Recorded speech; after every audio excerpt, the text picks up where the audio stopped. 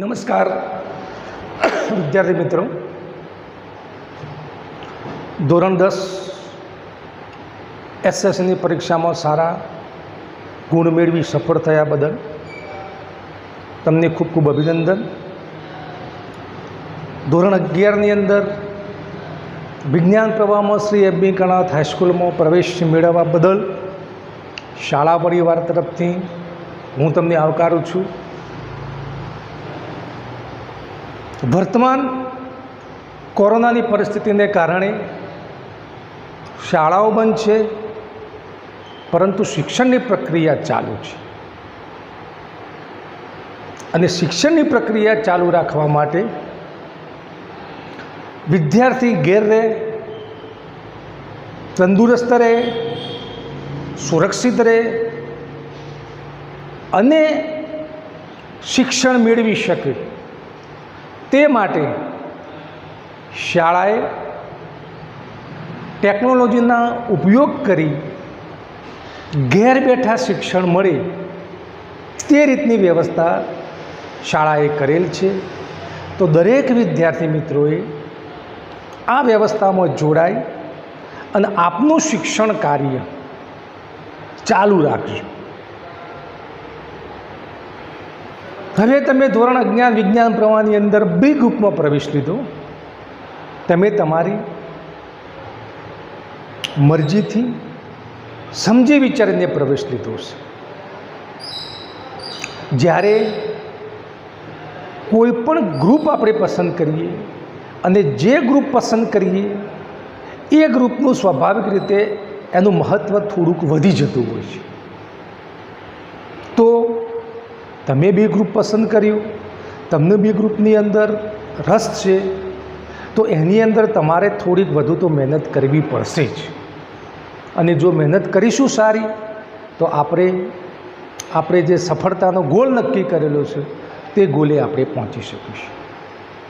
વધુ લોકો સમય વાત ના કરતો, ધોરણ 11 જીવ વિજ્ઞાન વિશે હું તમને વાત કરું તો જીવ વિજ્ઞાનનો અભ્યાસક્રમ કુલ 5 એકમમાં વહેંચેલો છે અને પ્રકરણની સંખ્યા 22 છે. દરેક એકમની અંદર પ્રકરણ વિભાજિત કરેલો છે. આજે આપણે પ્રકરણ 1 એકમ 1થી શરૂઆત કરીશું. તો એકમ 1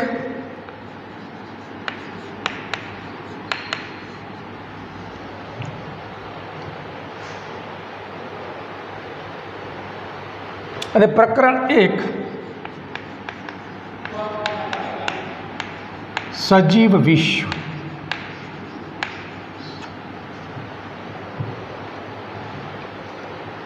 તો પ્રકરણ 1ની આપણે વાત કરી કે સજીવ વિશ્વ. એકમનું નામ હતું વિશ્વમાં સજીવોની વિવિધતા. સજીવ વિશ્વમાં વિવિધતા અથવા સજીવ વિશ્વમાં વિવિધતા. તો પહેલી આપણે વાત કરી કે ભાઈ સજીવ વિશ્વ. તો જ્યારે આપણે સજીવ વિશ્વનો અભ્યાસ કરીએ ત્યારે સૌથી પહેલાં સજીવ એટલે શું એ શીખવું પડે. બીજા નંબરની વાત કરીએ તો સજીવોના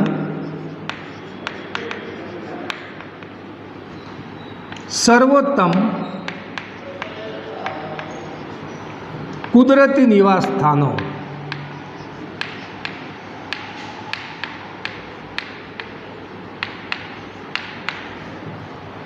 ત્રીજા નંબરની આપણે વાત કરીએ તો સજીવ અને નિર્જીવ વચ્ચેનો બંધારણીય તફાવત.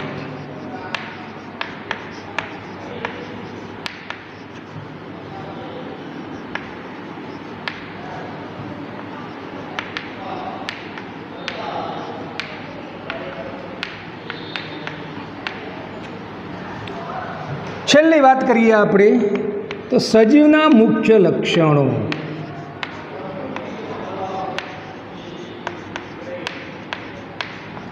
આ બધી પાયાની બાબતો છે.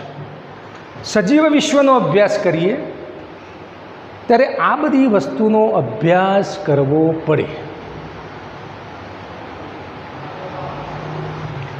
હવે આપણે વાત કરીએ કે સૌથી પહેલાં સજીવ એટલે શું.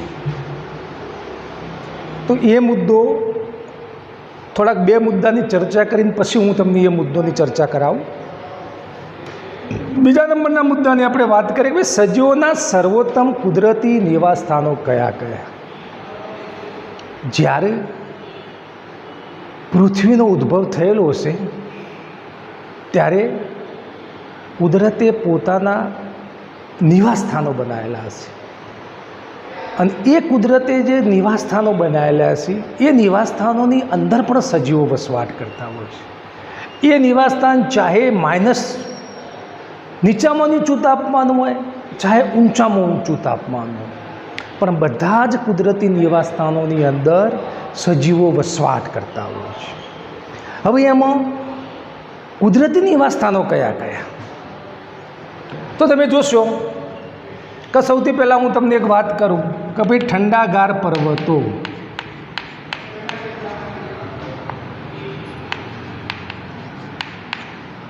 તો આની અંદર એ કુદરતી આ નિવાસસ્થાનોની અંદર સજીવો વસવાટ કરતા હોય છે. બીજા નંબરની અંદર આપણે વાત કરીએ તો મહાસાગરો.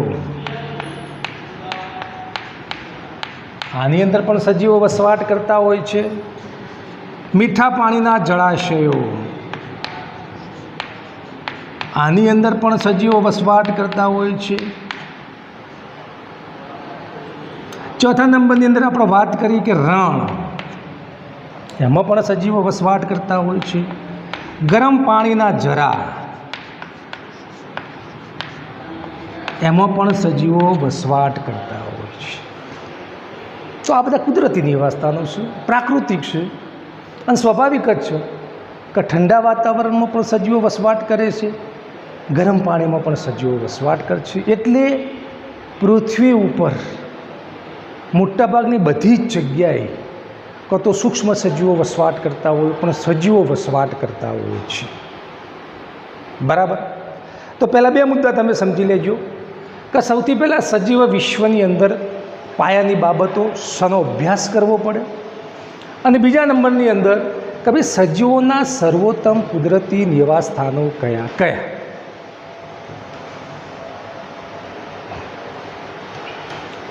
હવે આગળ હું વાત કરું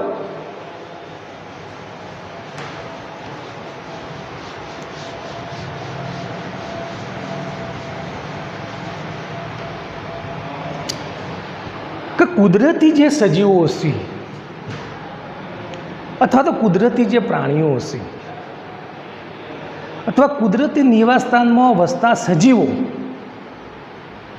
એમાં અમુક સજીવો એવા હશે કે ખરેખર આપણને નવાઈ પમાડે તેવા સજીવો હશે, કે એમના આપણે વારે ઘડીએ જોવાની ઈચ્છા થાય તેવા સજીવો હશે. તો એવા કયા સજીવો કે જે આપણને નવાઈ પમાડે તેવા સજીવો હોય છે? તો એક હશે ઝડપવાન ઘોડો.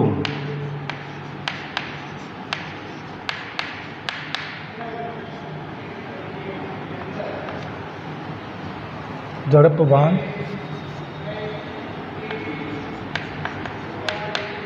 ઘોડો. પછી તમે જુઓ કે સ્થાનાંતરિત થતા પક્ષીઓ.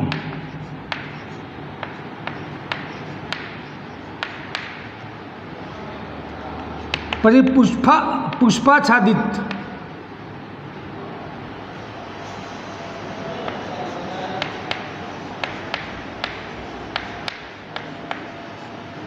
ખીણો, ફ્લાવર ઓફ વેલી. ચોથા નંબરમાં તમે જોશો તો હુમલો કરતી શાર્ક.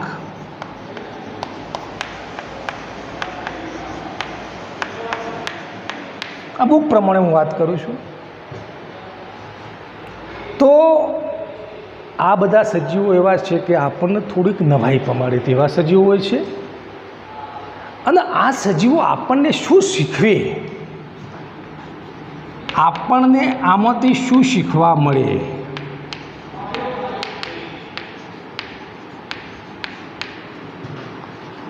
અથવા તો આપણને તે શું શીખવે છે? તો સૌથી પહેલાં તો આપણને કેમ જોવાની ઈચ્છા થાય કે પોતાની સુંદરતા છે. તો ભાઈ આ સજીવોની સુંદરતાને કારણે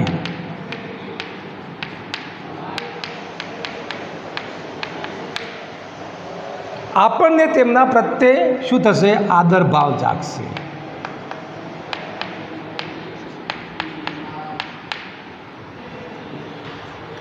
બીજા નંબરની અંદર વાત કરીએ તો એમની પ્રત્યે આપણને સહિષ્ણુતા વ્યાપ વધશે. ત્રીજા નંબરની વાત કરીએ આપણે તો એમના સજીવો વચ્ચે, સજીવોના સભ્યો વચ્ચે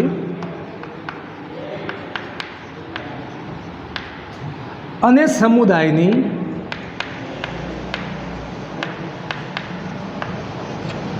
વસ્તી વચ્ચેની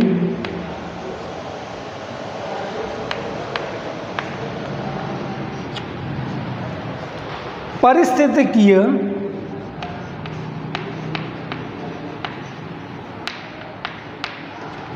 સંઘર્ષ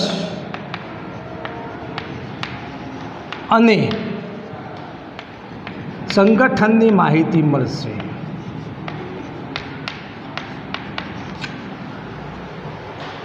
તો આ બધી વસ્તુઓ એમનામાંથી આપણને થોડીક શીખવા મળે છે.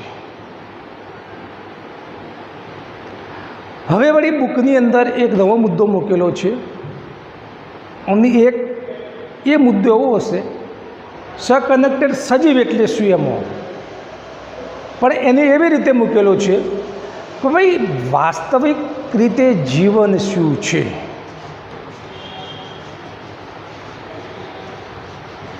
એને એવી વાત કરેલી છે કે વાસ્તવિક જીવન એટલે શું. થોડોક નવો જ પ્રશ્ન છે પણ થોડીક ઊંચી ભાષાની અંદર વાત કરેલી છે. ભાઈ જીવન છે તો સજીવ એટલે જીવન તો જીવતો જ હશે, પણ આ વાસ્તવિક જીવન એટલે શું?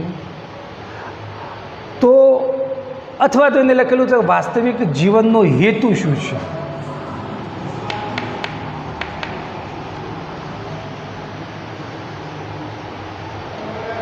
તો આ પ્રશ્નનો જવાબ આપણે બે રીતે આપી શકીએ.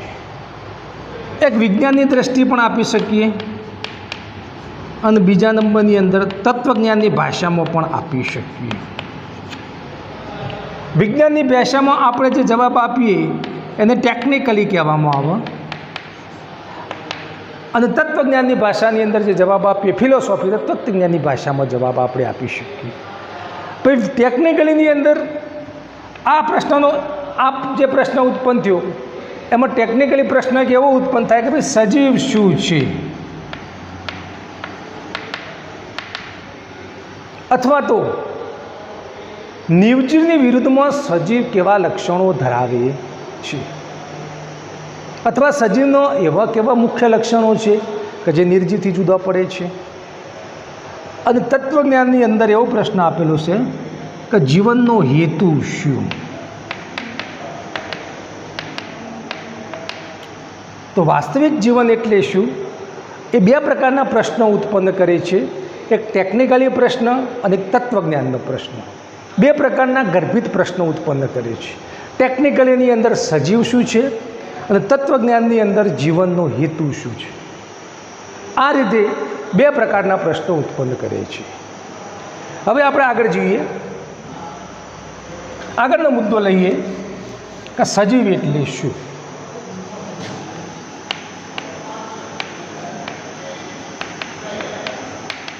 એ પહેલો આ મુદ્દો લઈએ એ પહેલો આપણે સૌથી પહેલાં સજીવ વિશ્વના અભ્યાસના મુદ્દા શીખ્યા, સજીવોના કુદરતી નિવાસસ્થાનો શીખ્યા. સજીવોના કુદરતી નિવાસસ્થાનની અંદર એવા કેવા સજીવો છે કે જે આપણને નવાઈ પમાડે તેવા.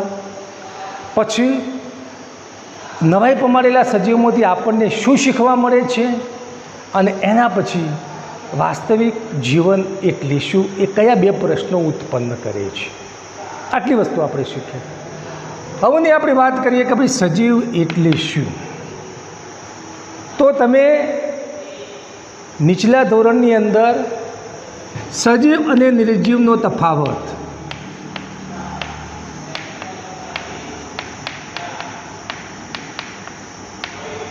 ભણેલા હશો, પણ નીચલા ધોરણની અંદરથી તમે સજીવનો નિર્જીવનો તફાવત ભણ્યા, અને આજે તમે જે સજીવ એટલે શું શીખવાનું છે એમાં થોડુંક જ્ઞાનમાં વધારો થશે. આજે તમને સજીવ એવા કયા મુખ્ય લક્ષણો ધરાવે છે કે જે નિર્જીવ ધરાવતું નથી, એના વિશે વાત કરવાની છે. સજીવના મુખ્ય લક્ષણો એવા છે કે જે નિર્જીવ ધરાવતું નથી, અથવા સજીવના મુખ્ય લક્ષણો કે જે નિર્જીવથી જુદા પડે છે. તો સૌથી પહેલાં આપણે વાત કરીએ સજીવ. તો ભાઈ સજીવ એટલે શું. આપણે એમ માનીએ કે ભાઈ આપણી આજુબાજુ જે પ્રાકૃતિક વાતાવરણની અંદર બે પ્રકારની આપણને વસ્તુ જોવા મળે છે, જડ અને ચેતન. જડ એટલે સમજીએ કે નિર્જીવ, અને ચેતન એટલે આપણે સમજીએ કે સજીવ. બરાબર. તો સજીવનો મતલબ જીવ સાથે, જે જીવ ધરાવે તે સજીવ. તો પછી પ્રશ્ન ઉત્પન્ન થાય કે જીવ એટલે શું.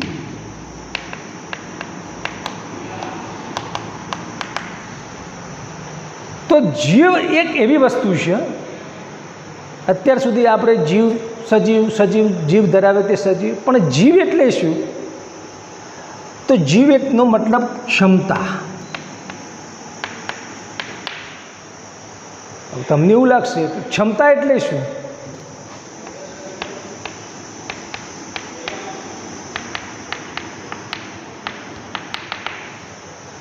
તો ક્ષમતા એટલે સજીવ અને નિર્જીવનો તફાવત. સજીવ એવી ક્ષમતા ધરાવે છે કે જે એક ક્ષમતા નિર્જીવ ધરાવતું નથી. સજીવ એવી ક્ષમતા, મહત્ત્વની 5 ક્ષમતા ધરાવે છે કે જે સજીવ ધરાવતું નથી. એના કારણે ક્ષમતાનો મતલબ સજીવ અને નિર્જીવ વચ્ચેનો ભેદ. હવે આપણે વાત કરીએ કે ભાઈ સૌથી પહેલાં સજીવ કઈ કઈ ક્ષમતાઓ ધરાવે છે. તો પહેલા નંબરમાં સજીવ એટલે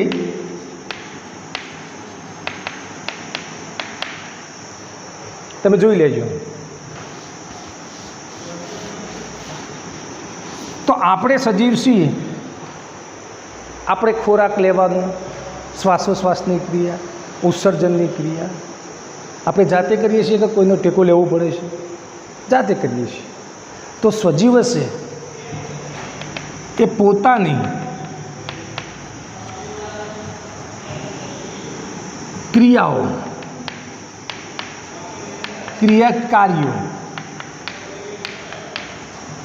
સ્વતંત્ર રીતે કરે છે.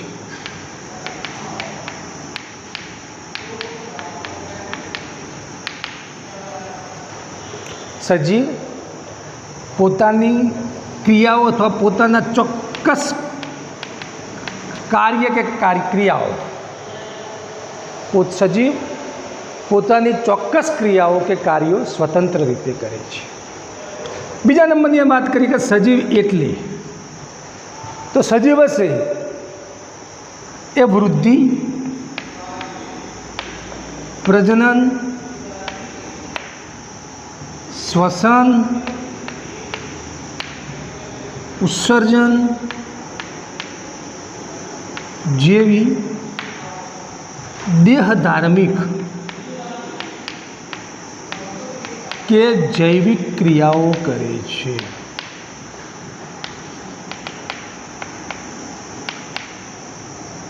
નિર્જીવ કરી શકશે ખરો?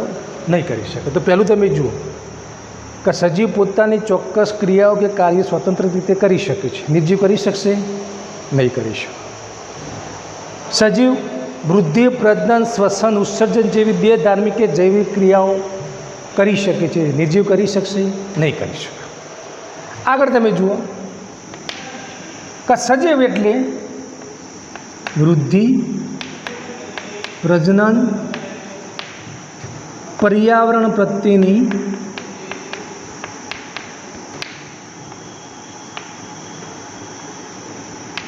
અનુકૂલન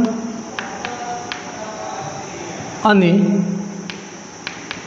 પ્રતિચાર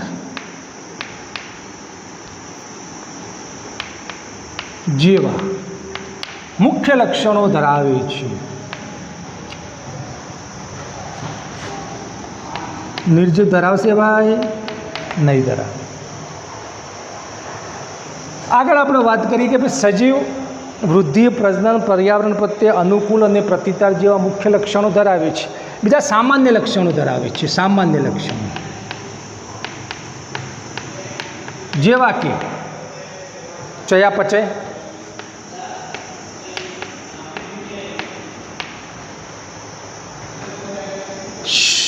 સ્વયં જનન, સ્વ આયોજન,